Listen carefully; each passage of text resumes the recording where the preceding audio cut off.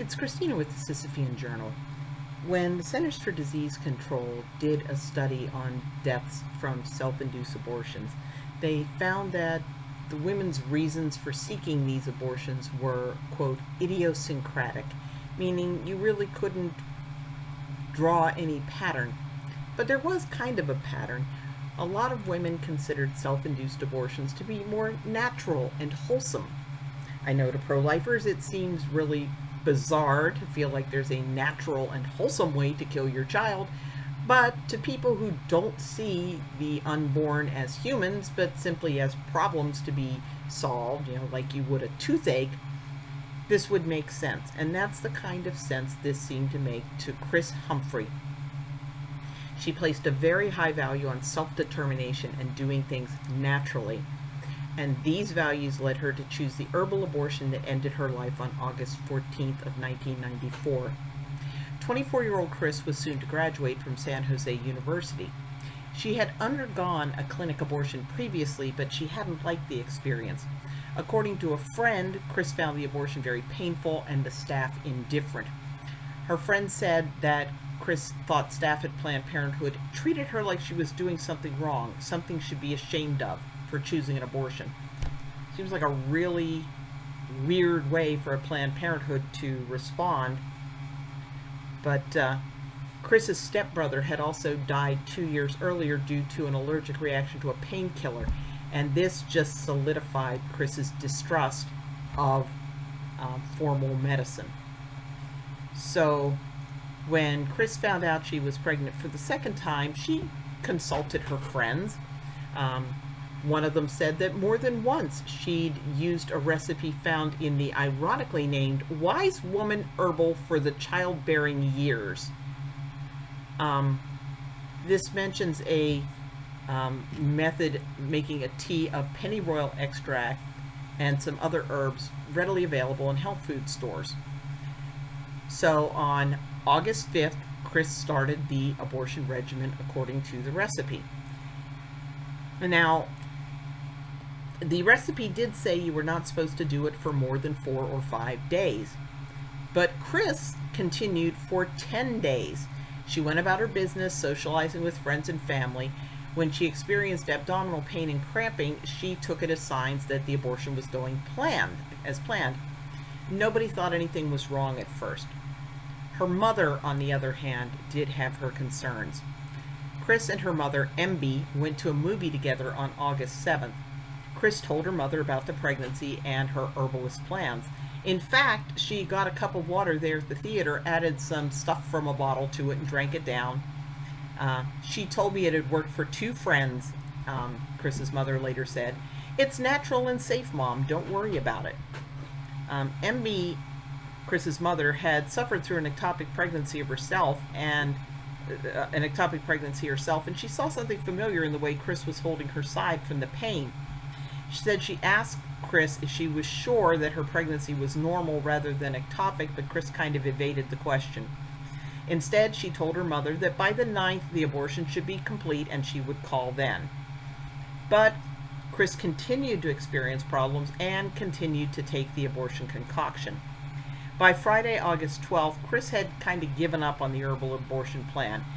MB and a friend had offered to pay for her to have an abortion done at Planned Parenthood the next day. But when many of Kris's housemates came home Friday evening, they found her pale and feverish and learned that she'd been vomiting for hours. She suffered chills and cramps and continued vomiting. At around 11 p.m., she passed out. Her friends, I guess, continuing their tradition of not trusting the medical establishment, put her in a cold bath at 2 a.m. on Saturday to try to address her feverish sweating. But then Kris went into a seizure. Her friends carried her to the kitchen, and one of them noticed she wasn't breathing and started screaming. One friend called 911 while another attempted to perform CPR. The paramedics arrived at 2:27 a.m. and found Kris pulseless. They did manage to resuscitate her on the way to the hospital, where emergency room staff put her on a ventilator and tried to stabilize her. Her friends did tell staff about the abortion and brought the bottles of pennyroyal and black cohosh. The staff had no idea what effect these drugs might be having. these all-natural drugs. So they called poison control. Kris was in shock, and she was suffered from disseminated intravascular coagulopathy, meaning that her blood clotting had gone completely out of whack. She was bleeding from everywhere, said a doctor who treated her. She was bleeding from all the places she was pierced, her nose, her mouth, her brow, her labia, everywhere. The doctor suspected an ectopic pregnancy, but they feared even doing exploratory surgery because Kris's condition was so fragile. When they were just done with a CAT scan around 9 o'clock Saturday morning, Kris went into cardiac arrest. The staff did manage to revive her after about half an hour, but despite all the IV fluids they were pumping in, she still had no blood pressure. So in desperation, doctors went ahead with surgery. They did find an unruptured right tubal pregnancy that was bleeding from the end of the fallopian tube. And in her pelvic cavity, a significant quantity of old blood, which was malodorous. So even though the tube hadn't ruptured, it appeared that the effect of the pennyroyal on Kris's liver had caused the clotting problems that led to her excessive internal bleeding. After her surgery, Kris still showed no signs of responsiveness. She was declared brain dead on Sunday. Friends and family gathered at the hospital and life support was turned off, and half an hour later, at 4:15 p.m., Kris was declared dead. Taking samples of Kris's liver, they found signs of damage associated with the unpronounceable substance contained in pennyroyal. Kris's divorced parents unified after her death to file a lawsuit against the pennyroyal manufacturer and the store where Kris was likely to have bought the herbs. The store, in another bitterly ironic twist, was called Bread of Life.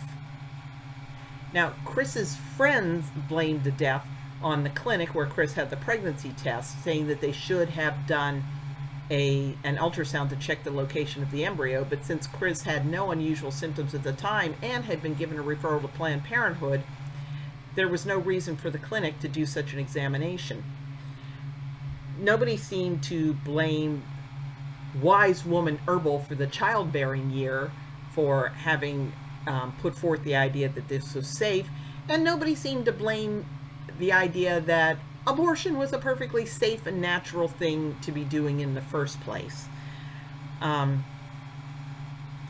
So, yeah, you can't blame this on the legal status of abortion. Kris had to be talked into going back to Planned Parenthood after a previous unpleasant experience. Incidentally, nobody sued them for scaring her away. Sad. She could have been given treatment if she'd just have gone to a doctor.